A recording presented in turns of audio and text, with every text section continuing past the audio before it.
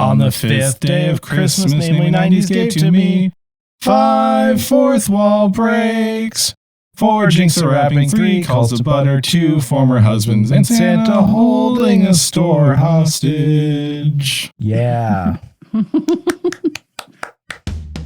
Welcome to Namely 90s. Wow. The podcast that takes you back to the time before smartphones, Google, and Y2K. Join your hosts as they relive the pop culture that shaped a generation and the parts that many people wish they could forget. Listen in to the conversation about how the decade defined those who spent their childhood there and how it shaped them as adults. So, turn down the grunge and dial up the internet. Let's get started. It's time for Namely 90s.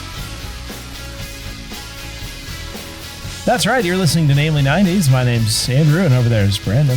That's me. You can find us online at namely90s.com or on Twitter and Instagram at namely90s with a 90s. You can also find the show on YouTube at youtube.com/@namely90s. And if you'd like to support the show, head over to our Patreon page at patreon.com/namely90s, also with a 90s, and get signed up for one of our support levels. Well, Merry Christmas. Merry Christmas. And welcome to episode 5 of our third annual 12 Days of Christmas specials. Oh, yes. How's Christmas? This is recorded live, right, on Christmas Day? Yes, we are currently all celebrating Christmas together right now. No, Christmas is good. This wasn't recorded the last day before I go home for Christmas holidays. And I wasn't out shopping immediately before this. You know, if this was Christmas Day, I'd still probably be out shopping immediately before this. I mean, on all these Christmas specials, they're all shopping the day before Christmas. Oh, too. yes. I mean, and whatever, but... Yeah. But for our Merry Christmas episode, our Christmas episode that is full of merriment and bright. No, I don't know where I'm going. We have a guest, just like every other one of these so far. We are happy to welcome Christina, Wisecracking Blonde of, do you go with it's Wisecracking Blonde Comedy Podcast, or is there... You know, it's a whole mouthful. I usually do Wisecracking Blonde Comedy Trivia Podcast because why not just cram it all in there when you're trying to, I don't want people to have to guess what it's about. So that's great. Very upfront. Very very short and to the point. And for those of you that are unfamiliar with the Wisecracking Blonde, was it trivia comedy or comedy trivia? It's comedy trivia. Comedy trivia podcast. Either way. Mm-hmm. If you get dyslexic, it's fine. Yeah. It's a podcast that Christina hosts, and it does trivia. You have guests on, and you in do a trivia. Comedic way. Yes, presumably. Yeah, it is comedy and trivia combined. Well, yeah. So I had previously done a different comedy podcast, and it was a joint show, and I decided to go off and do my own thing. And so I am a nerd at heart, and I'm a know-it-all, and I'm a sarcasshole. And so this all sort of just worked out. I started out bringing on guests, like actual people that were trying to promote something. And then eventually it just turned into like me and my friends messing around. And so every episode now it's just me and my friends, and I host it. So I ask them questions, and then they are just dumb throughout, and they're surprisingly smart. They know a lot of things. But when they're done, we have a great time. So that's awesome. How it is, like a very formal game show has sort of devolved into just a good time. Isn't that how it always happens? Like we started with a 30-ish minute podcast, and our next episode way in the future after specials is like an hour long. Mm-hmm. Yeah.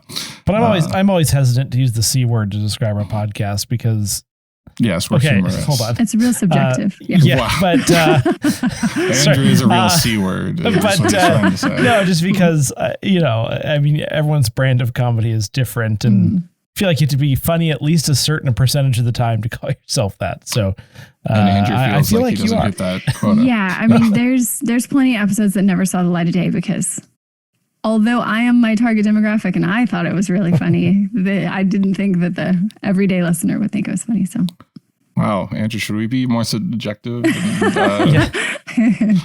about what we put out? It's you were recommended to me by one of those random Instagram podcasting promoters, and I was like, okay, I'll give it a listen, and it's cool to kind of just.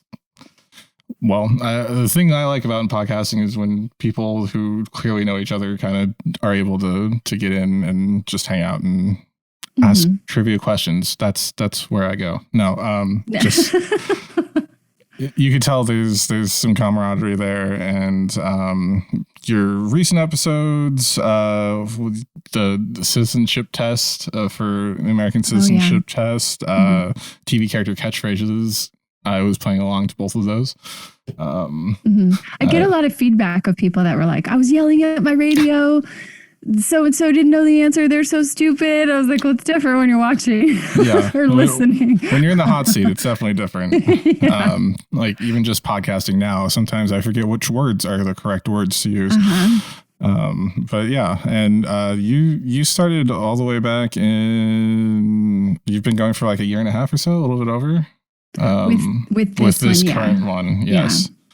That's cool. I'm very lazy about it. I'll tell you that right now. I started off with Guns A-Blazing, and then it was like, I'm going to do it every week. And then it was every other week. And then it was, I'm taking the summer off because the kids are coming to town. And then we're taking off the month of December. So it's all for me. I do everything. I edit everything. I produce everything. So I'm like, I will do it when I want to.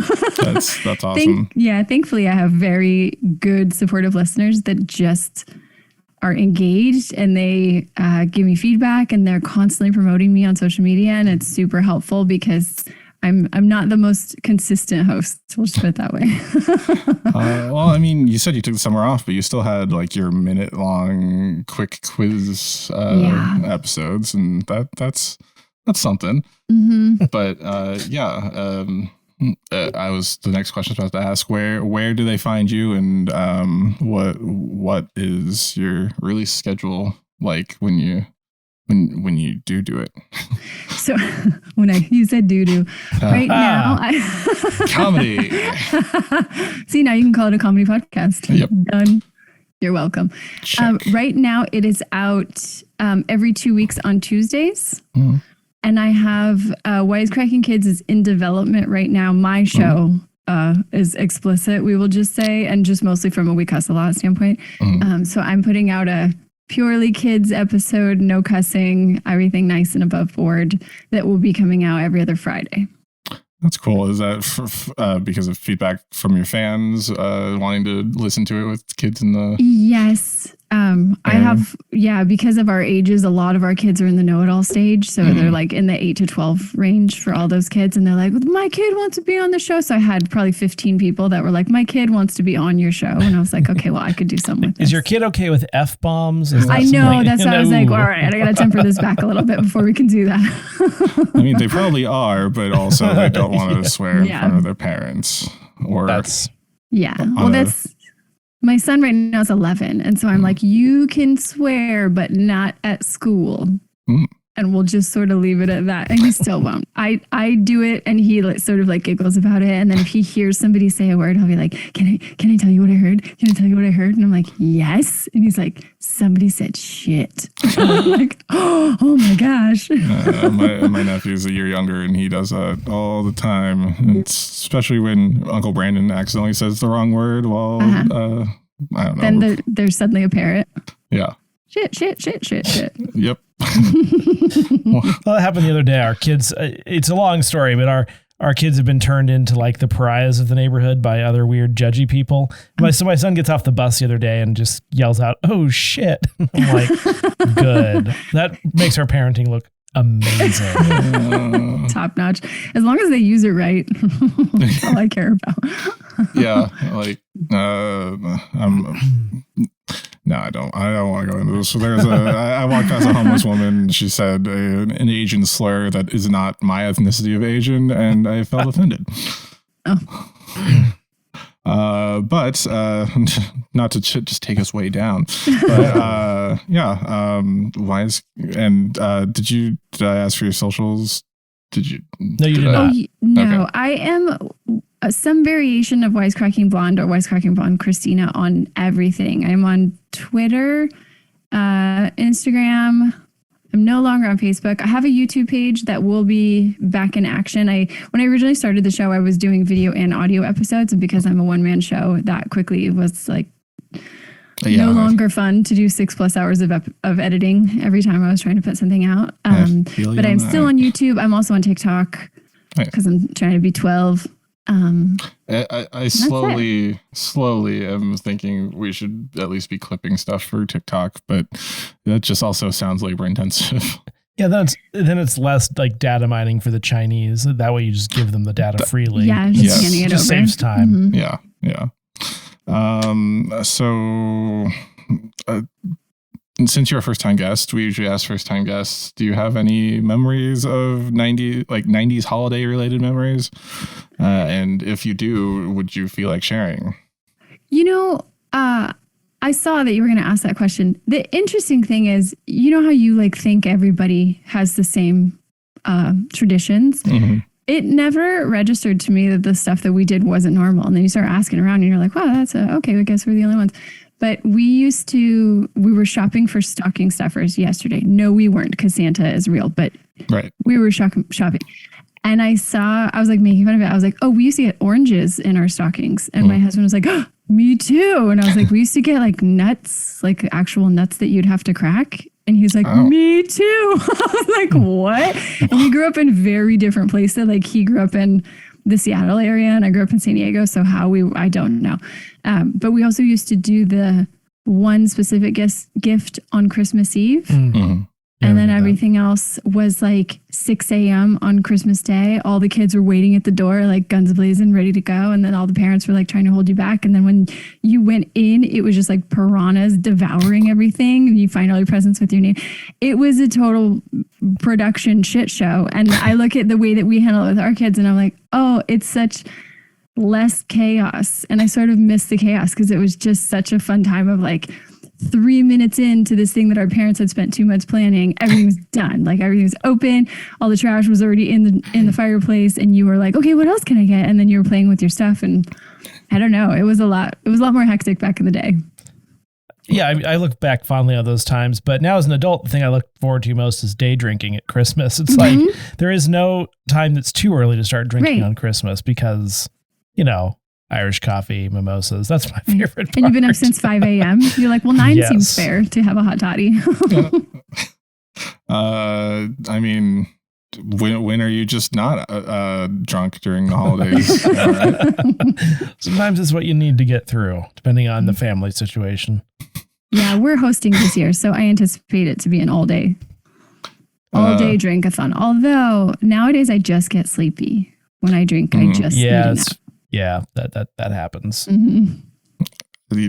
But when you're a kid and you were drinking, you're just like wired for the rest of the day. The good old days. My 7-year-old liver really handled things better than I do now. Yeah, that's funny that you mentioned the oranges because I got chocolate oranges, but I was gonna say, are we talking like just a navel orange or? It was like a Tangelo sort of thing, like a cutie. Yeah, because that's fruit. Interesting.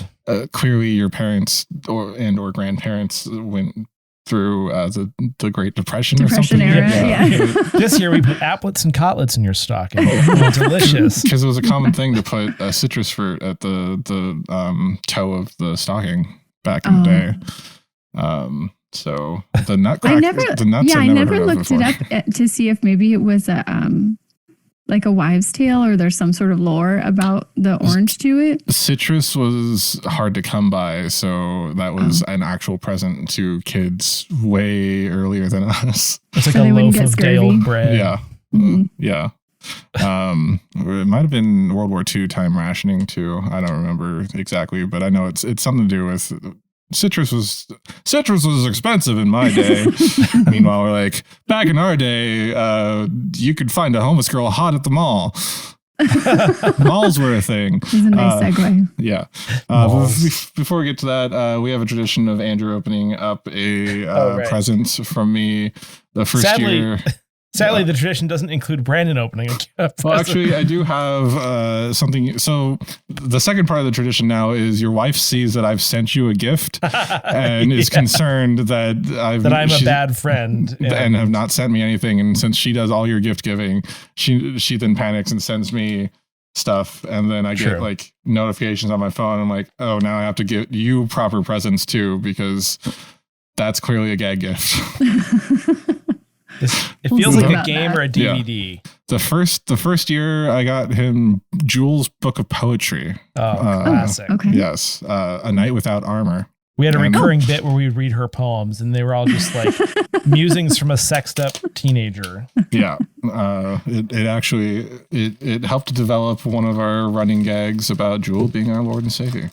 All right, I'm gonna open this thing up. Oh, that's okay. Go. I've opened one as well. What is going on with this thing? Amazon. None. And for those of you that are wondering what we're opening, go to youtube.com/@namely90s. Oh, I got a shirt. Oh, yeah. I need to catch up on this. That says Tatooine National Park. I got a DVD copy of the 1990s Super Mario Brothers starring Bob Hoskins and John Leguizamo. Thank you, Kayla, for that. I mean, Andrew. Thank you, Andrew, for that. And yes, you got what now? It's Super Mario Bros. The movie. Nice. The non-Chris Pratt version. Wait, remind me who Bob Hoskins is again? I forget. The guy who plays Mario. I know. I don't know. Is it Mario or Luigi? He's Mario. He's the shorter, stout one. Now I'm going to have to Google. Oh, I know who he is. Never mind. Yeah, Bob Hoskins. He's been in a lot of stuff, but this hopefully he doesn't do an offensive Italian accent. I mean, they're from Brooklyn. He was in Who Framed Roger Rabbit. Wow. Yes, and Brandon got a shirt. Yes, and also, which was clever, I thought. Yeah, it's a good one. What did it say on it? You have to say for the listeners because it's a podcast. I did say it. Okay, Tatooine National Park. It's cool looking. And also some sort of. Oh my god! As it just shatters. Yeah. On the ground. Is that Crown Royal? Can you ship that? Oh, it's so. Is it a velvet bag? Yeah, there's a velvet bag and then inflatable. Oh god.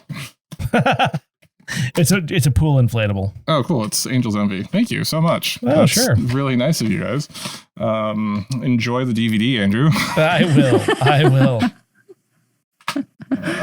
Wow. Nothing like some gift giving to get in the Christmas spirit. Yeah. I definitely sent you that because it's going to foreshadow something we do in next year. Okay. Because, it's all about the SEO. Speaking of SEO, and speaking of SEO, let's go SBTB. That's Saved by the Bell for those of you who don't know. Yep. We brought Christina on to talk about Saved by the Bell, season 4, episode 24 and 25, Home for Christmas. And let's just start with talking about our relationship with Saved by the Bell. I know Andrew, for our listeners, will have voiced a lot of negativity about it on day 11 episode. Yeah. of our specials. But Christina, you're the guest, so would you like to go first? Yeah, I was sort of surprised. So we watched the episode this week, and my husband was doing the whatever, I'm going to go do whatever I'm going to do. And then he would walk by the room and be mesmerized by the TV. And so he sat and watched the whole episode because he couldn't help it. But I was sort of surprised at the muscle memory that I knew the theme song just right out the gate. I knew a lot of that episode just by memory. I knew the sequence of events and I knew some of the lines of dialogue. And I was like, man, have I watched it that many times?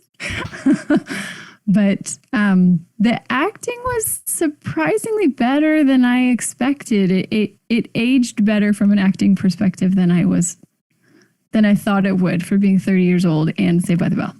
That's fair. Yeah. Mhm. It's possible you remember it so well because every show like this is so predictable. I mean, there is some element of that. You mean a Christmas episode like this? Especially Christmas episodes. But they like to have some similar themes. I didn't watch a lot of this show. I think my brother watched it more growing up. I don't know. Like I said earlier, later.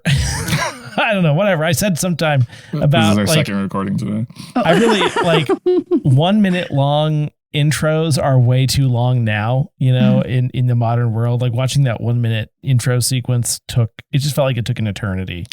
It was painful. Yeah, but now it's replaced with another minute of ads. Yeah, true.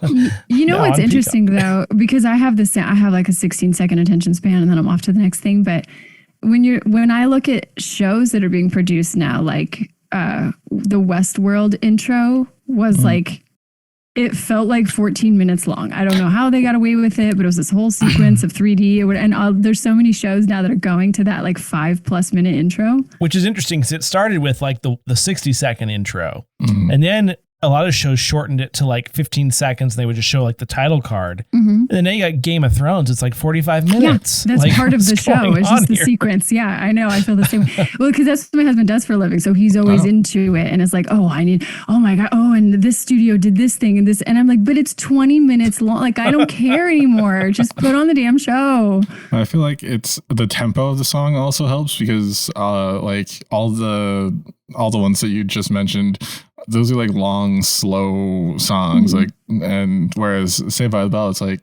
getting you amped up for the episode with the bell ringing and then the upbeat rock and that feeling when the bus flies by. It's all right that it's you're saved by the bell. It is all right. I like you. I've probably seen every episode of Saved by the Bell, mostly through reruns. As a kid, but I do remember I talked about this on the podcast once or twice. Like I remember the college years episodes, which were not great, and then or Saved by the Bell Next Generation, which was also not great. The Hawaii Saved by the Bell Hawaiian style. And the Wedding in Las Vegas episode, or made for TV movies. But again, those. I might have watched Wedding in Las Vegas like first run, but for the most part, definitely everything was reruns before school or something like that. And for those of you that, I probably any male my age had a crush on either Kelly Kapowski, Lisa Turtle, or Jesse Spanos. Yeah. Or Mario Lopez. Like, let's not pigeonhole people here. Fair enough. Or Mario Lopez, Mark Paul Gosselaar, and I mean, at one point, I assume during someone the episode, like Dustin Diamond. By the way, at some point during the episode, there was a scene where it was like Slater's character and one of the female characters, and they were like, "Nice blouse," and I thought they were talking to Mario Lopez because like his Hawaiian shirts, the flowy billowy shirt. To your point about Dustin Diamond, like this, just as a generic comment, I could not wait for Screech to get off screen. So cringy, like Painful. More so than I remember. I feel like later seasons they really didn't know what to do with him, so he had to be the caricature nerd character. And for those of our audience that don't know, Saved by the Bell is an American television sitcom that aired on NBC from 1989 to technically 94. That's it? Oh my gosh, it feels like it spanned 20 years. Well, Saved by the Bell, the new class, somehow ended in 2000 because they didn't air. So they had a season in 1993, but they didn't air all the episodes until the final episodes came out in 2000 again. Syndication. Yeah. Yes, because they canceled that before it was done. I feel like with shows like this, if they were in high school, they like each year was a year in high school and then they were kind of done. Whereas like one of our favorite shows, Cobra Kai. They've been in high school for like 8 years. It's getting ridiculous. You're going to be doctors before you know it. I mean, technically, the 5 seasons of Cobra Kai is like a year and a half. Yeah, it's been like 7. Yeah. Well, yeah. It started in 2016. Yeah, it's only a problem when the teenage kids now start to look 35 and you're like, wait, something's not quite right here. Which they did in this show in the 3rd season. Because like this episode was like, well, those people are all in their 20s and are pretending to be high school juniors. Mm-hmm.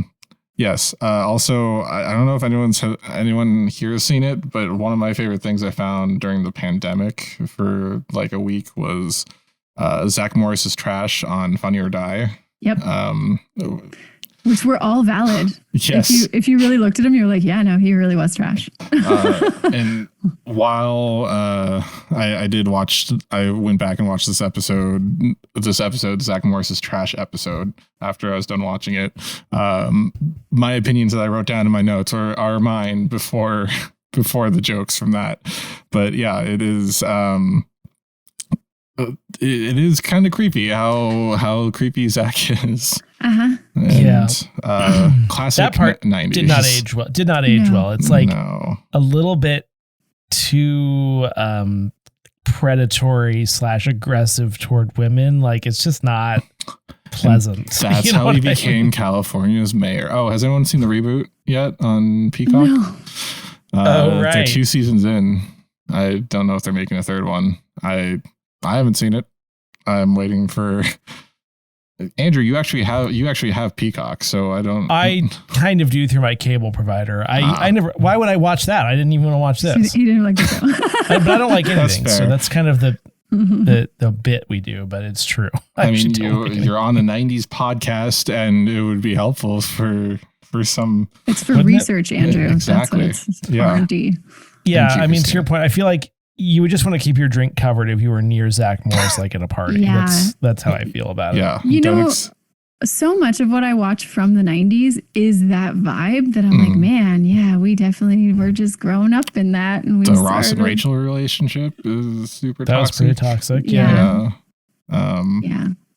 There was a lot of that like predatory feeling on the rewatch of a lot of shows from the 90s that you're like, well, it was just sort of, we thought it was okay. And now in hindsight, maybe not so comfortable, but it even leaks into the 2000s and early 2010s with like How I Met Your Mother. Barney Stinson, Neil Patrick Harris's character, if not played by a gay man, may have come off a little bit more than it already is. But enough about How I Met Your Mother, Friends, and other things. Let's talk about season 4, episode 24 and 25. I see what they did there. Of Saved by the Bell, Home for Christmas. Starting in part 1, we get just straight theme song for a minute, as Andrew noted. Such a good theme song. Such a good theme song. Pretty good. It opens up on the core 6 characters at Zach's, like they come home to Zach's house at the end of, they're on winter break now, with it's a bunch of cheesy 80s style music and Zach's mansion of a house. Which apparently only has one room, by the way. We only ever see one room. Yeah. True. They're going to house, spoilers, they're going to house 2 extra people there. But they're rich. You know they're rich because they have a brass coffee table with a glass top. And everything was like white. And he's got his brick phone. That's how I always knew he was from a wealthy family. Yeah, that's true. Also, there are different iterations of the core characters. Going all the way back to Good Morning Miss Bliss. Kelly wasn't on there. I don't think. And then Kelly, well, actually, it's just Tiffany Amber Thiessen just kind of comes in and out of the series from time to time because there's the time when they're like, they have summer jobs and the wife from the King of Queens is then Zach's girlfriend for some reason. That The Scientology one? Oh, Leah Remini. Yes. Yeah. Okay. She escaped the Scientology. No, I know. It's just Yes. So the whole gang's there. Zach's mom's there, and she brings out some gingerbread women because gingerbread. Was that their attempt, or is that just to set up the jokes? That was to set up the jokes, Okay. the sexist jokes. Perfect. With a Slater going, gingerbread chicks, I like it. So unnecessary. That line literally wasn't even necessary. It wasn't funny either. Yeah, because Zach doesn't like making gingerbread men. He likes making gingerbread women, which says a lot about his psyche. And Screech gets in like 5 one-liners that no one pays attention to. They're all like the worst dad jokes you've ever heard in your life. Like, And I like dad jokes. I was just sitting there like, what? You don't deliver them with a high-pitched voice that's designed to irritate, though.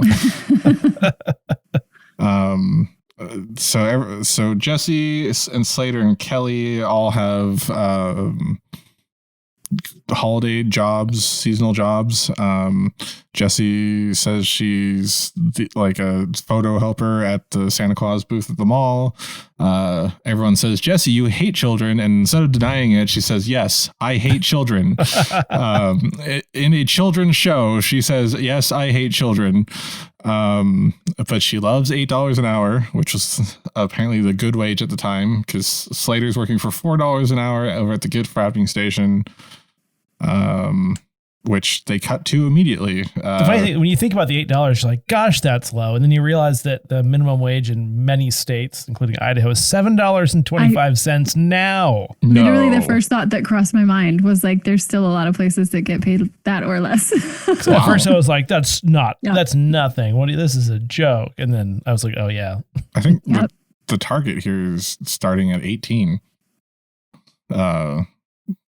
They all need holiday help, seasonal help. So Slater sucks at wrapping things. The first present that he wraps, an old lady. Wine glasses? Yeah, wine glasses that somehow he managed to cut through the bottom and then the lid just falls through. I blame the old lady on this, or not the old lady, the woman shopping. I don't think she was old. But those were not sealed correctly. Let me just say, they're what a boring gift. Sorry. Right. Wine glasses. Now broken wine glasses. Exchange something. Here's a bag of glass. It's there were the last ones left at the mall. In the entire mall. I doubt that. Christmas Eve, right?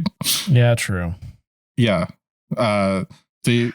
Yes. So they get jobs for the day before Christmas Eve. If I was calculating this correctly, I was confused by the timeline as well because so they got out of school 2 days before Christmas, and the one girl's like, "Oh, it's my first day. I can't take any time off." And I was like, yeah, no, you definitely can't. And then they were like, well, Kelly's already got time. The whole thing, I was like, wait, what day is Today's my first day. Today's my first day and tomorrow is my last. It was Slater's first day too. Well, at the gentleman's shop, at least he said they were going to have a holiday sale after Christmas for some reason.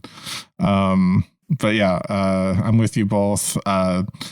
Zach's at the mall just pestering his friends while they're doing their jobs, and then he accidentally runs into a tall blonde girl, and he does the Ferris Bueller, "Hi, I'm Zach Morris" intro because he's like, "Oh, she's hot," and then she's like, she only has an apple for lunch, so Zach keeps complimenting her like a creep and saying, "Your body's fine for eating so little," or whatever.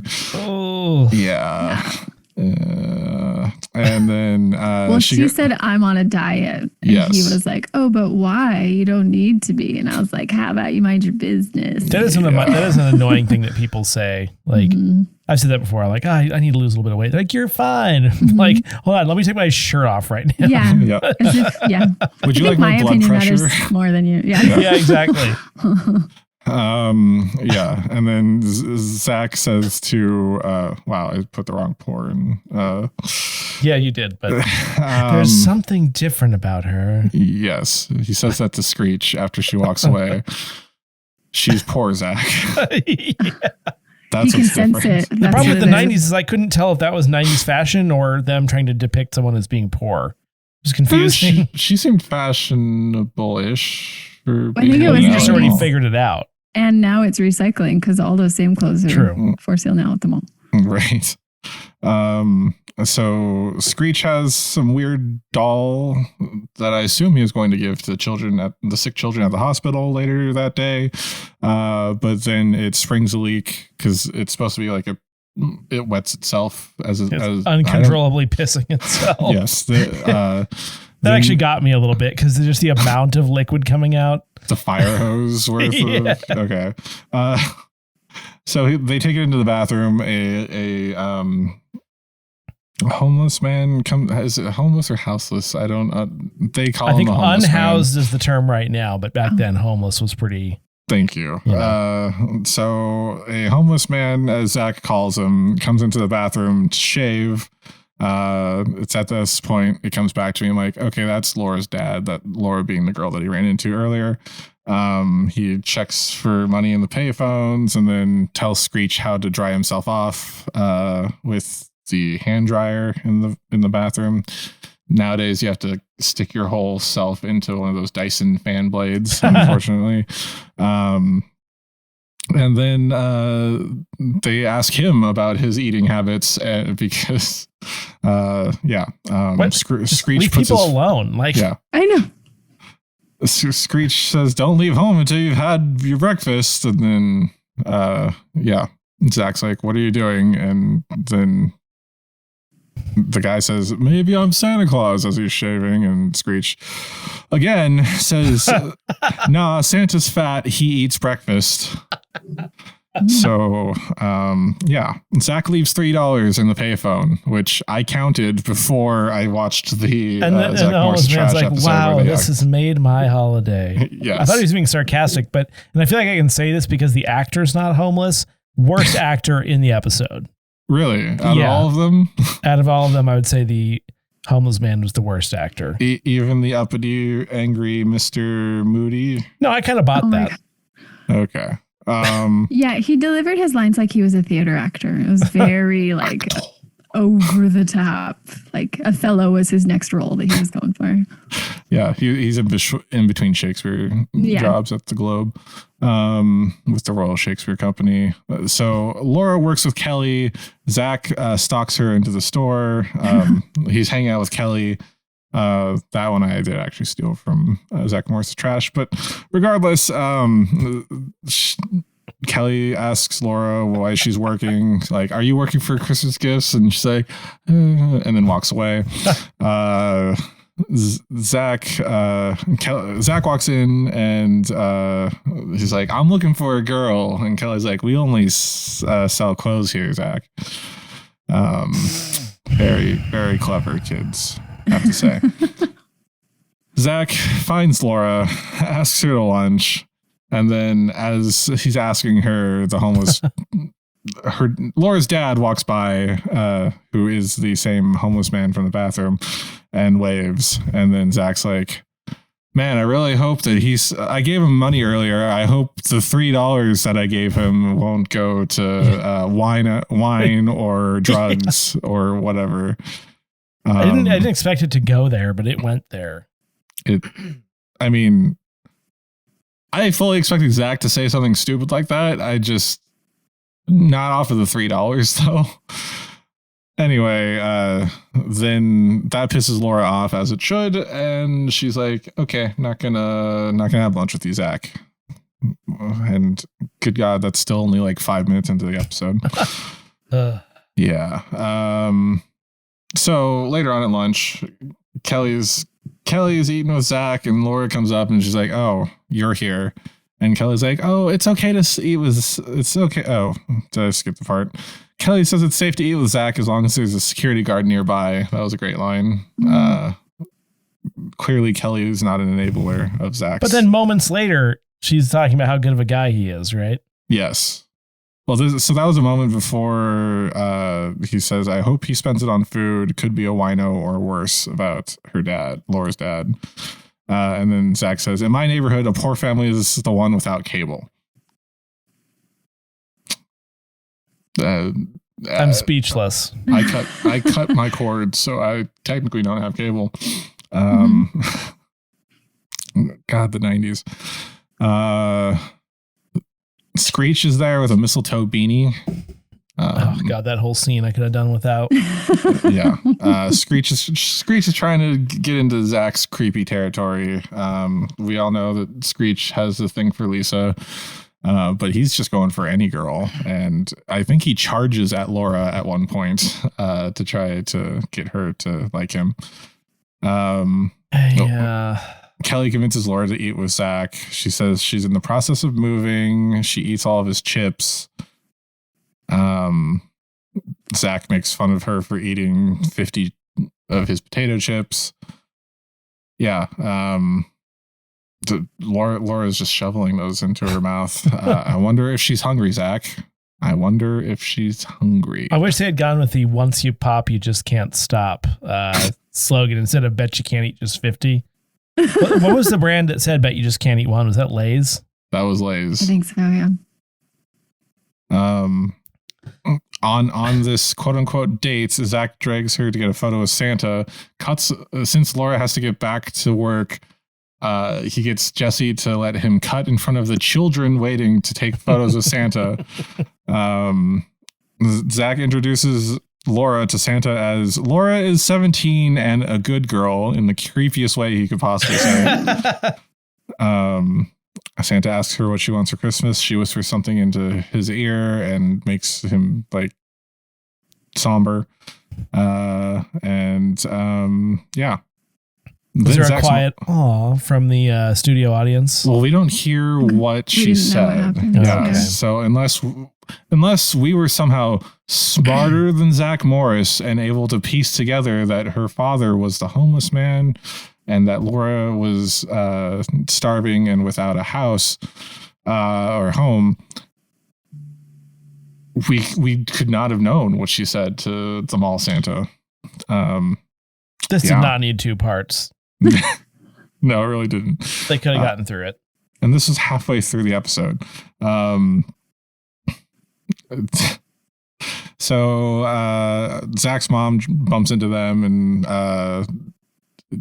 asks her to be in the play. As we mentioned before, both Kelly and Laura started the same day. Kelly's going to be in this production in the mall of A Christmas Carol that Zach's mom's putting on for free, apparently. And Laura wants to do it. But she can't get the time off work because she also just started. This might not have been the point where literally she asked him. I don't remember. Oh, yeah. Either way, when Zach's mom shows up, this is the important part. She says, "Are you luring girls with candy again?" As if, yikes. Yes. And then says, "That's how Zach's dad got me." Oh. Yeah, the hard candy one, that kind of creeped me out. I didn't like that phrase. Yeah. And then it just got worse, but yeah. But then after Laura leaves, Zach's mom asks Zach what he wants for Christmas, and he's like, "I know what I want for Christmas." Looking after Laura in the, again, creepiest way possible. And it was the worst. I was really uncomfortable. And his when mom he said that. His mom says, "I don't know if I could find a box big enough for her." Mm-hmm. They just should have stopped. What is she going to do? Her mom is complicit, or his mom is complicit in all this. I'm just saying. She knows. She knows. If Zach Morris was a serial killer, would she have gotten a box for him? Sorry. Yes. It's yes. He becomes mayor in the reboot series. That sounds appropriate. Right? Yeah. And then I most likely he would get thrown out for having some sort of scandal. Someone would dig something up on him in the past. I mean, really, to be a politician, you have to have some kind of a weird scandal like that. I think this episode alone would be a big enough scandal. So let's see. Lisa got her box wrapped by Slater, is what I wrote down. That's all right. Yep. And then Laura's dad wraps the present for Slater because Slater's incompetent at wrapping. He really is. And then Slater gives an entire unopened roll and a roll of wrapping paper and bow to Laura's dad because he helped him. And Slater said, "Yeah, I would waste more than that on a single present. No problem." Slater not only paid $40 to the woman for whose glasses he dropped, he's now giving away supplies. How does one make money at this job? I think he ends up owing money by the end of this. Yes. Laura's dad goes off screen and passes out, where the three boys run over and yell, "Screech, call 911." Was I the only asshole that was like, what does he need wrapping paper for? What are you doing with that? Yeah. I figured the scraps made sense if maybe he had a small thing to give. I just to they Laura. needed to reinforce the homeless thing like 74 times in this episode. Mm-hmm. It's like, we get it. Mm-hmm. Yeah. And that he was such a nice, skilled homeless man, as if you can't be skilled. Yeah, and nice. Also that it was implied that he like looked really shabby and like dirty, and he really didn't. No, he had like khakis and a sweater. all he did was like clean up his beard, and magically that makes him better. Laura, meanwhile, while her dad is dying, is daydreaming about Zach, and then. The note I have is Kelly is also complicit. I don't remember what she actually said, but it must have been something to be like, "You're thinking about Zach, aren't you?" They introduce the boss, Mr. Moody, who's I have here as an uppity asshole. He's horrible. They took the homeless man to the hospital that he can't afford the bills for, which is like this year for Christmas we got you medical debt. Yeah. Yay. The sick kids. So then it becomes about the sick kids at the hospital. All of our Saved by the Bell crew goes to put on a little performance for. Well, like one of them has a broken arm. Where are his parents? Why are the parents not there? Mm-hmm. We'll just leave them overnight. Don't worry. But don't just keep them for observation. It's fine. Child actors are terrible. If they're healthy enough to be out and about the hospital. Mm-hmm. Like, why are they not at home and B, where are their parents? I can't. It's bone cancer. Yeah, child actors are rough for me. I don't. It's excruciating. It's to the point where, like, when you see a good child actor, you're like, oh, that was memorable because they're so bad. It's such a pain point for me. I can't stand it. Yeah. The note I have is inappropriate turtle touches. Lisa. Like she kissed him on the cheek or something like that. Yes, she also grabs him and brings him to the top of the tree to put the topper on. Oh yeah.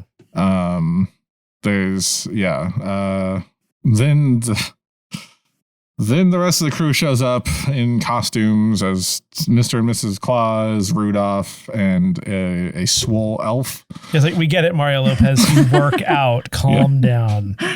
He says it's what's inside that counts, Andrew.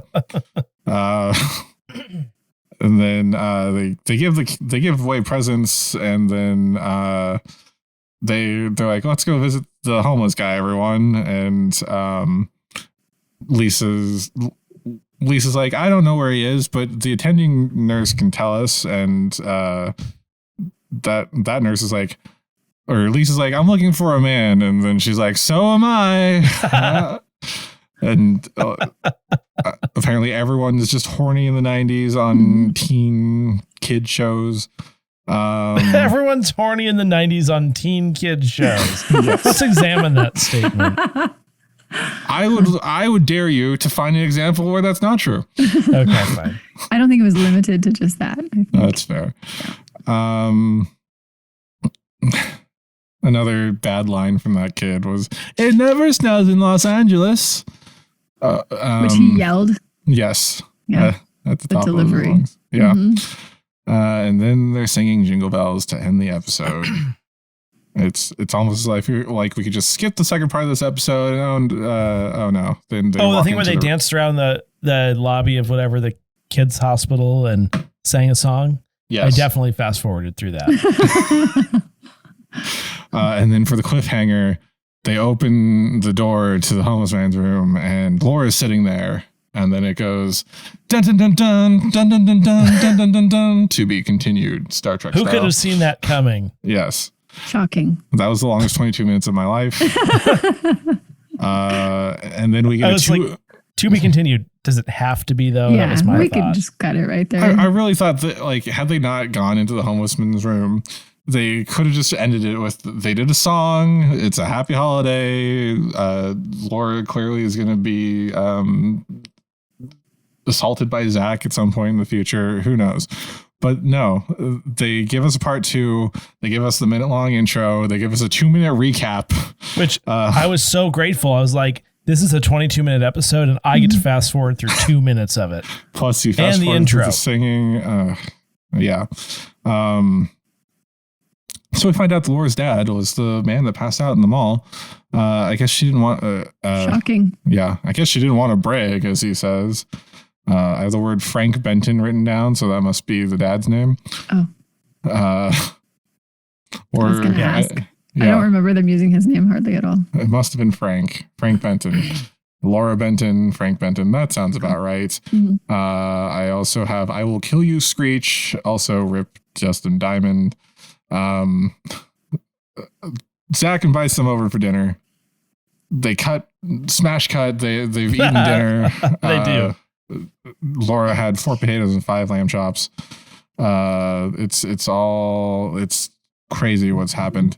3 pieces of pie. I thank you, Mrs. Morris.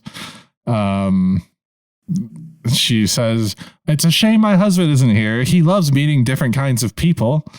And then that is something like rich white people would say, isn't it? Yes. The most awkward. Yeah. It would be nice if he met you homeless.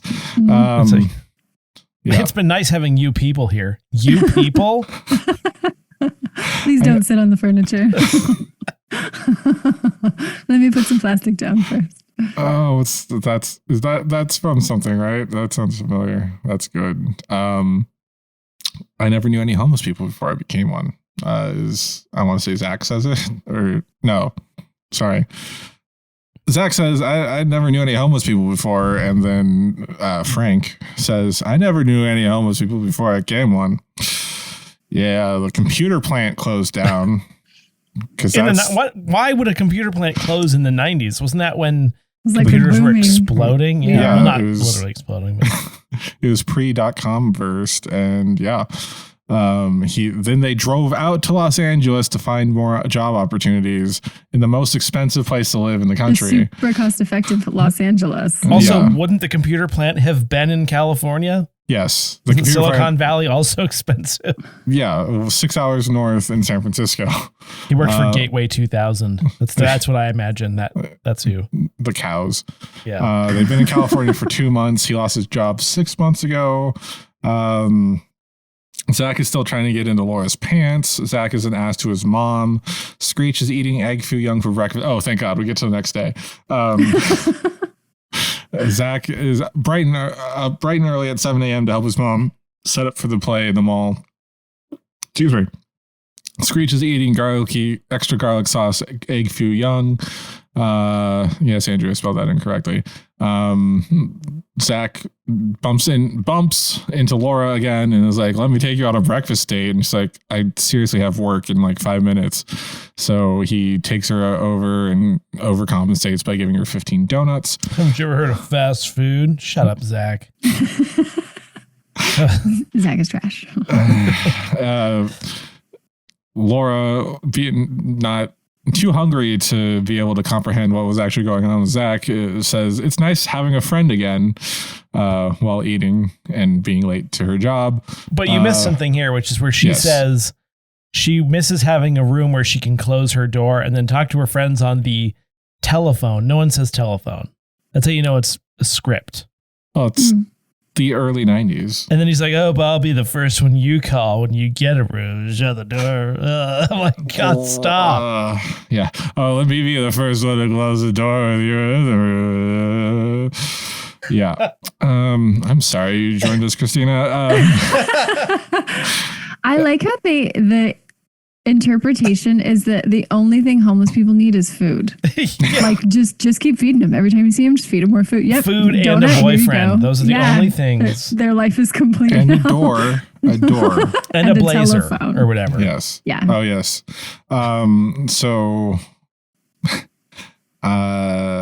Oh, yeah. And then Screech offers some egg foo young to Christina, or wait, no, Laura. Christina. Laura. Yeah. Wow. It's been a long day. And Laura says, even I'm not that hungry. Yeah. I feel like, isn't egg foo young good? And also, I like garlic. So, like, this was it just the name sounded funny, so they thought it'd be funny for it to sound gross? Probably. And I thought it was because it was like 6 a.m. or something. Yeah, That was the joke, is like, it's not for breakfast. That's fair. Yeah, but people eat those like disgusting breakfast skillets, you know? I don't know. Well, and pho is like a hangover food that people wake up and just go right to it. Yeah. Yeah. And, it's LA. They'll eat anything at any time. Yeah. That joke was actually incredibly cringy, that she was like, I'm desperate for food and even I won't eat that. I was like, ew. Thank you. Like the whole joke is so bad. That's coming from a terrible place. Mm-hmm. So at the store, they follow Laura into her place of work. Kelly's like, oh, you should get that blazer for your dad. And then she's like, I don't have enough money. And then Kelly suggests she ask Mr. Moody for an advance on her salary, which is definitely something you should do with your cranky old shopkeeper boss that early in the morning. One day into your job. Yeah, one day into your job. Yeah. Can you pay me now? Yeah, I worked all day yesterday. so I can then pay you. That was her logic. That was Kelly's logic. Kelly goes over and is like, she just wants to buy it for her dad. She's homeless. Thank you, Kelly. And then, Mr. Moody says, I wouldn't have hired her. Have people like that steal. And then Zach then also comes in and is like, I want Laura and I'm taking her. This is how I'm going to do it. And he convinces Mr. Moody to let her into the play. And also Zach should have gotten her fired at that point as well. Kelly, before leaving, Kelly tells Marlene to put the sports coat on hold in the back, and that will definitely end well. But just so we not too long on time, the pageant starts. The ghost of Christmas present is Laura. Tiny Tim is Slater. Haha.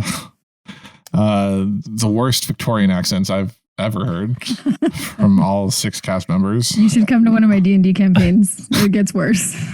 Oh, that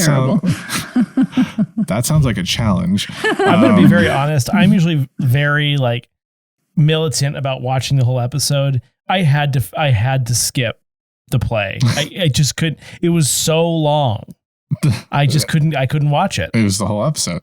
Then every few minutes, Zach would say, we bought these clothes at Mr. Moody's Fine Emporium for Gentlemen. And and then they even end the episode on the play on an ad for the place. Then after watching Laura the entire time, they get back to the store. Laura gets back first. Marlene goes on break and the jacket's gone. Mr. Moody walks in. The jacket's gone. Laura's there. Immediately, he's like, you stole it. She's like, what? No, Marlene must have sold it while we were gone. Because where would I have hidden it in the 2 seconds that you haven't seen me? Mr. Moody checks the register for receipts. There's no receipt because Kelly hasn't purchased it yet because it's on layaway. And then Laura bolts because Mr. Moody calls the cops. And then Kelly comes in and is like, what? And then, Screech they all look for Laura because she bolted. Apparently, no one needs to work at Mr. Moody's anymore. Screech comes in with a line, 3 women slapped me and 1 proposed marriage. To which I said, Screech, you should have clung on to that woman for dear life. Yeah, I mean, anytime you're going around with a mistletoe hat trying to get random people to kiss you, you'd think you would jump on the first. I forgot he was still wearing Any that. takers. Yeah. Zach is on his cell phone. He and his mom end up at the Christmas tree lot and find Mr. Benton in his car that just needed to move but not work, so he had to go check the engine. He calls it living in your car a mobile home. No laughter from any of us. Yep, Andrew's died. So they invite them over for Christmas Eve dinner. And Kelly comes in with a bait and switch, but leaves the door open for Mr. Moody.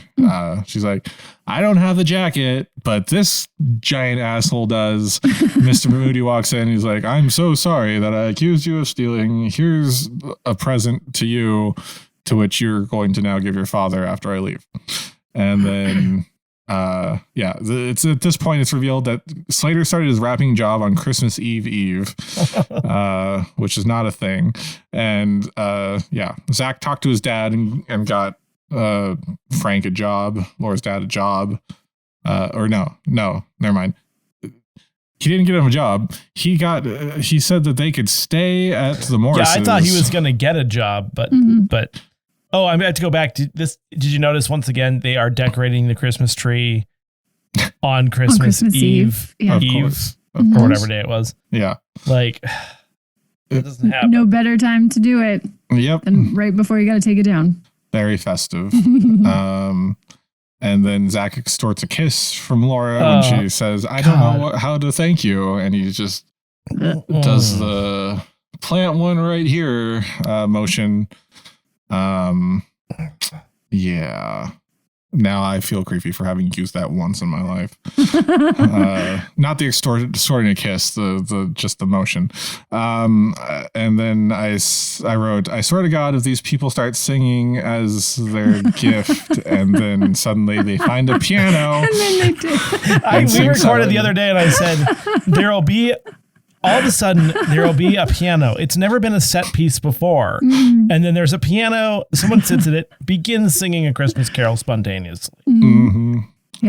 Yeah. And I also noted that Zach, being the horn dog that he is, there's no way in hell they're staying there without him inciting prima nocta. That was literally my thought, too. Yeah, like, oh, cool. That's fun. Yeah. And then it ends on a weird wreath graphic and them saying Merry Christmas to each other. And I guess to the audience, technically. And that is Saved by the Bell. Final thoughts for this 2-parter. Christina? Yeah, it felt like they let everybody in the writer's room just have a pitch. And then they kept it. Like they were like, all right, there's 24 of us. Everybody gets their idea to work this time. Because it was so disjointed. There were so many things happening. I was like, well, that's why you needed 2 parts. Because there was like a whole bunch of shit happening and none of it was cohesive. Did not make sense. Yeah, they definitely wanted you to relate to Laura first, and then be shocked when the only other person that they're focusing on in this episode is somehow related to her.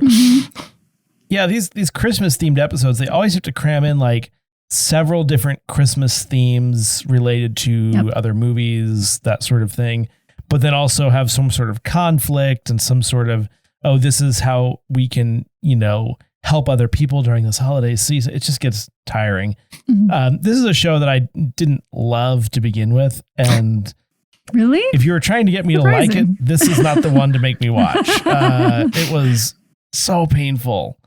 And I don't think I could watch this show just because of Zach Morris. Like that character drives me nuts. So thanks, but no thanks. Yeah. I liked Zach Morris as a kid. It's a little hard to go back and watch episodes like these where he is clearly creepy like 100% of the time. Yeah. And but it wasn't I want to say it wasn't the worst episode we watched this year. I do want to give a shout out to Mario Lopez for not aging at all. Yes. Like, Very true. Impressed. I saw him and was like, wow, he looks exactly the same still. It's what's on the inside that counts, though, Christina. I mean, not for him. He's definitely working both sides. Good for him. Good. Good for him. And that's it for this holiday edition of Namely 90s. Tune in tomorrow for day 6 of our 2022 12 Days of Christmas specials. Thank you so much to Christina, the eponymous Wisecracking Blonde of the Wisecracking Blonde Trivia Comedy Podcast. Nope, did it wrong. Comedy Trivia Podcast. There you go. I'll take both. For coming on. Can you let our listeners know where to find you? Yes. The best place to find all my information is my website. It is wisecrackingblonde.com. You can listen to stuff there. I also have a t-shirt line because who doesn't these days? You can find other information about the show and all my socials. All right. And we'll drop that in the description below. Okay. And as always, you can find us on Twitter and Instagram at Namely90s with 90s, or find our personal Twitter accounts if Twitter is still a thing, at BSchwitty and at Namely Andrew, and tell us what you want us to talk about on future episodes. If you'd like to support the show, please check out our Patreon at patreon.com/Namely90s, also with 90s. And finally, you can contact us through our website, Namely90s.com, but not really. Please subscribe to us on Apple Podcasts, Stitcher, Google Podcasts, Spotify, YouTube, Timeout, Tune in, iHeart, Deezer, Good Pods, and wherever you get your podcasts from. He didn't freeze frame this episode. He did talk to the screen at the beginning of the second part. Fair enough. I'm Brandon. That's Andrew. Thank you one final time to Christina from the Wisecracking Blonde Comedy Trivia Podcast. And we will catch you tomorrow for day 6 of the 12 Days of Christmas specials.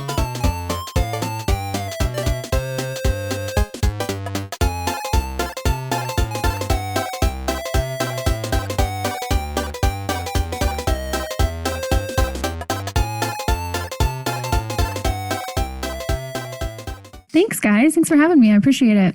Yeah, thanks for coming on. That's all right. Yes. God, this was horrible.